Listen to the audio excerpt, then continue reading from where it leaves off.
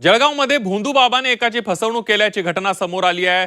विनोद जयराम भोपे असं फसवणूक केलेल्या व्यक्तीचं नाव असून त्यांनी या संदर्भात कारवाई करण्यासाठी पोलीस अधीक्षकांची भेट घेतली आहे।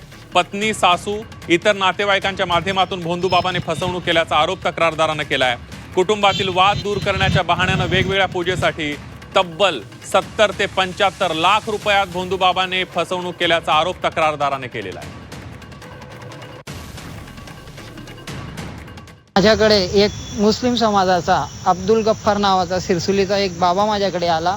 त्याने मला सर्व डिटेल लग्न झाल्यापासून तुझ्या सासूबाईने काय केलं नाही केले ते आम्ही दाखवून सर्व काही गोष्टी दाखवल्यानंतर वस्तू तुझ्या घरात ठेवलेल्या काढून दिल्या तर काय करशील, आणि ते काढून दिल्यानंतर तुझा प्रकार सर्व काही मोकळा होईल। आणि त्याच्यानंतर हा जो काही प्रकार केलेला आहे सर्व तुझ्या सासू आणि तुझ्या नातेवाईकांनी केलेला आहे, आणि जे काही पैसे वगैरे तुझ्या सासूने आजपर्यंत भरपूर काही पैसा घेतलेला आहे तो पण येऊन जाईल, तुझी बायको मुलगी पण येऊन जाईल, असं मला आश्वासन देऊन माझी याने खूप मोठी काही 70-75 लाखामध्ये फसवणूक केलेली आहे।